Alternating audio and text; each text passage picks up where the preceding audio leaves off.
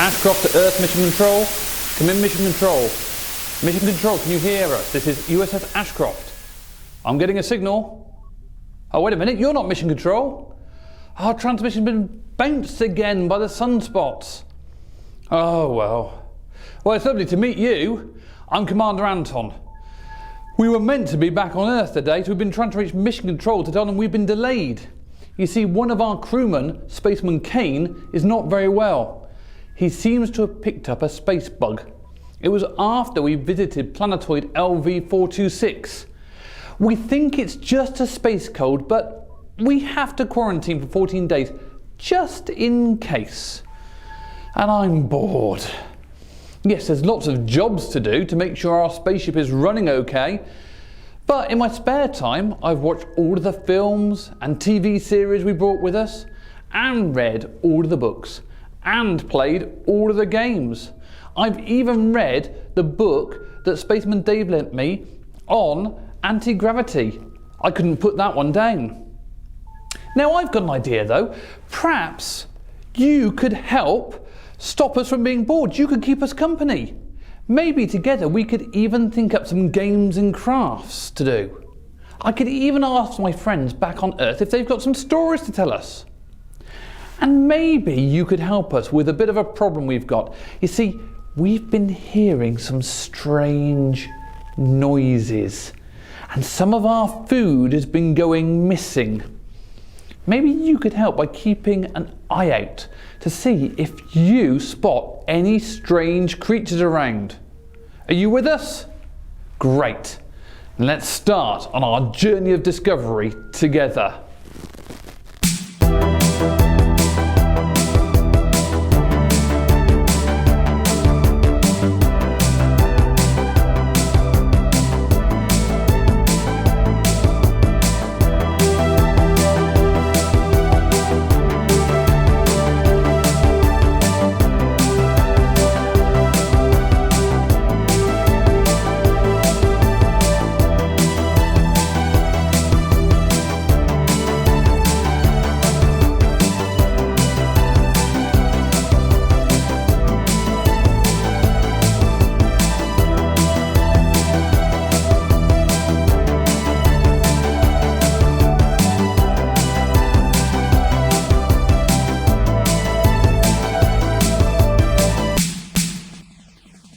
Whilst we've been up here, I've spent a lot of time looking out of the spaceship's windows, looking at the stars. I wonder if you've ever been outside on a clear night and looked up into the night sky. When it's clear, you can see the moon. We've just passed that.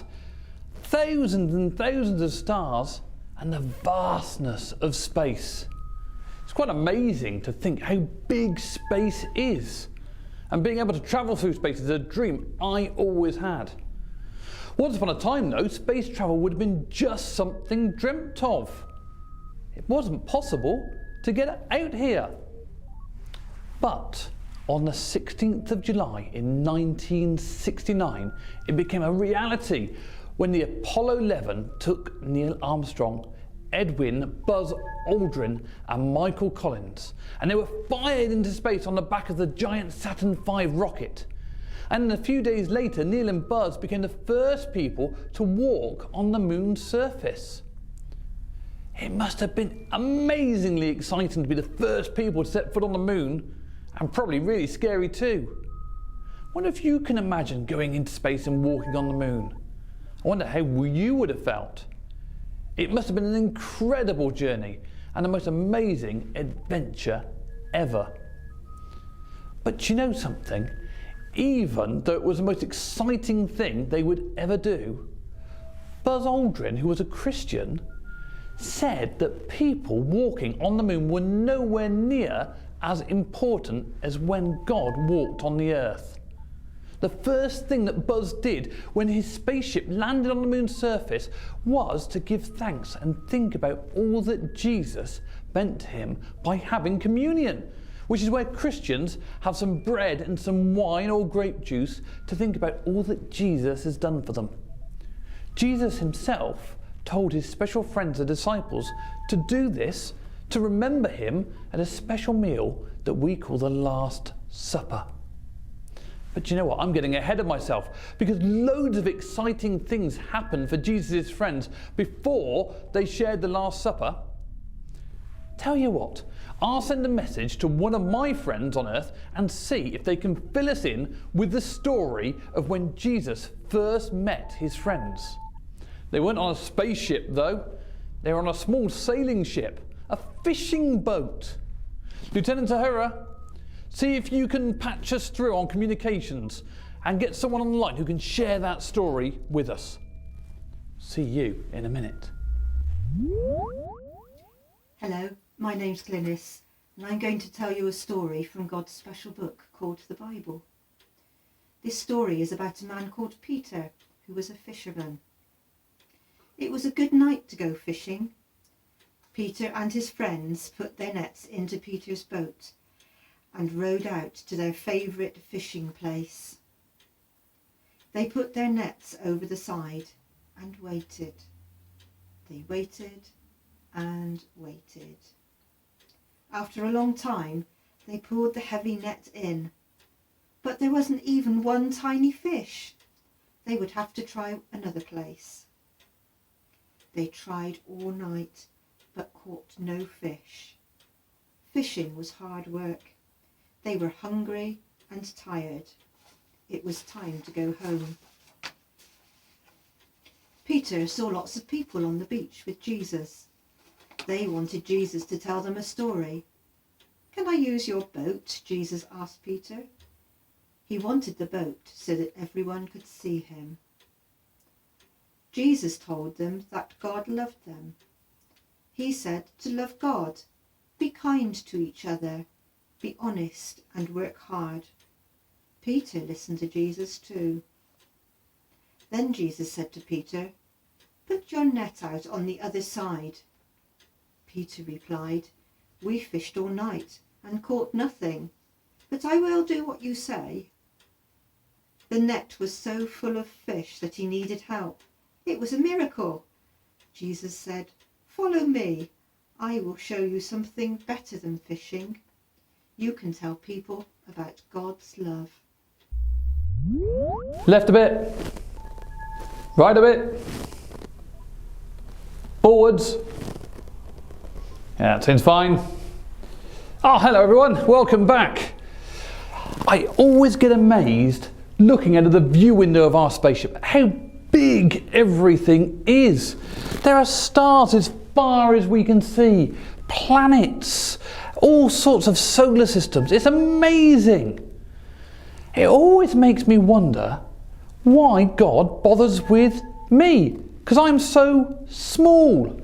It's amazing that God, who created all of this and is so huge, actually also is interested in little old me. And not just little old me, even the smallest little insects.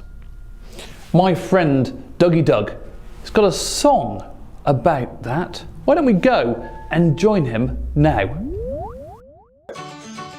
Hey! Ho! Here we go.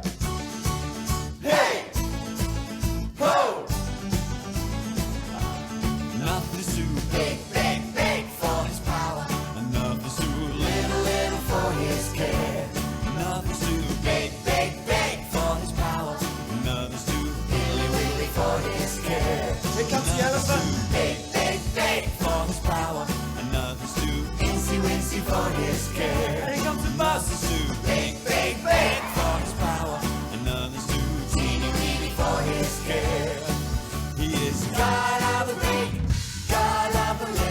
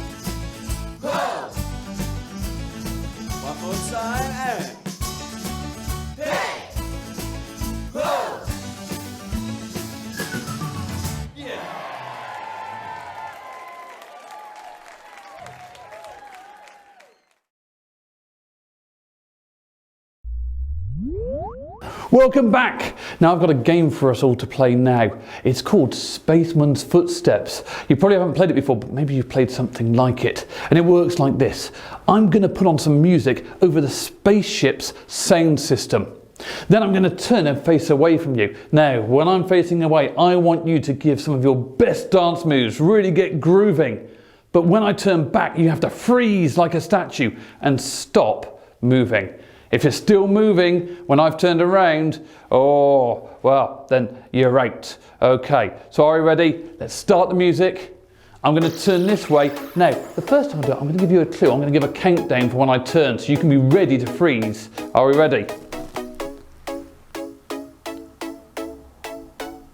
Okay, 3, 2, 1, turned. And you knew I was going to, so hopefully you've frozen. Yes, there you are, you've all frozen, very good. Right, but this time, I'm not going to give you a clue when I turn. So are you ready?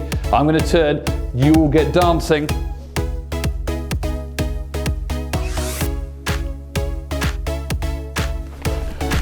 Oh, you beat me, you were so quick. Okay, right, we'll try again. This time I'm going to try and do a fake turn. I'm going to try and trick you.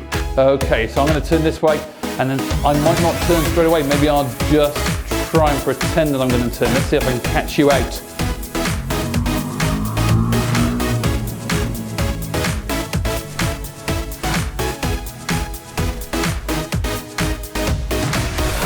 Oh, no, you still beat me.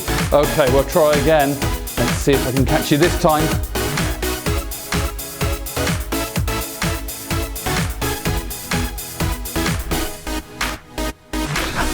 Oh, I tried turning the other way and you still beat me. Okay, one last time. Let's see if I can catch you. I'm going to try really hard this time. You better watch out. I'm going to get you.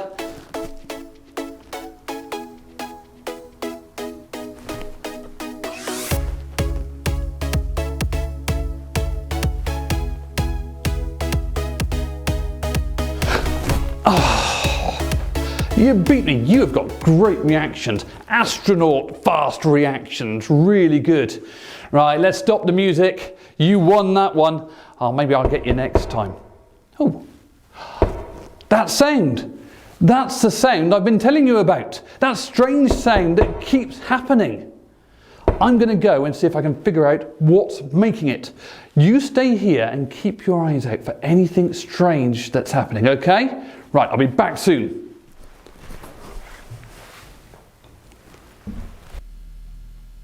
Hi, Bert. What do you want to do this afternoon? I don't know. What do you want to do? I asked you first. What do you want to do? The same as you. Great. What's that? I don't know. Oh, Bert. I know. Let's have a game of Spaceball. Great, let's. Where? Why not? Down in the reactor room. The nuclear generator has a big wall along it. We could kick the ball against that. I'm not sure about that. We could go to the recreation holosuite. I suppose. But the park's about 15 minutes walk away, down on level C. That's all right. We'll pass Fred and Ginger on the way. We could see if they wanted to play Spaceball too. Yeah, but I really like kicking the ball against the reactor, and there's no wall at the holosuite. No, just a huge room with loads of space for kicking the ball. I suppose so, but it's dangerous kicking a ball against the reactor. What if it gets stuck in the machinery? But it's your choice. Why? Because it's your ball. I've had a great idea. What's that then? We could go to the recreational deck and have a game of space football there. We could see if Fred and Ginger want to come too. Ah, the right choice, Bert. Say goodbye then. Goodbye then. Bye, everyone. Should we go past the kitchen and get some food on the way? Okay.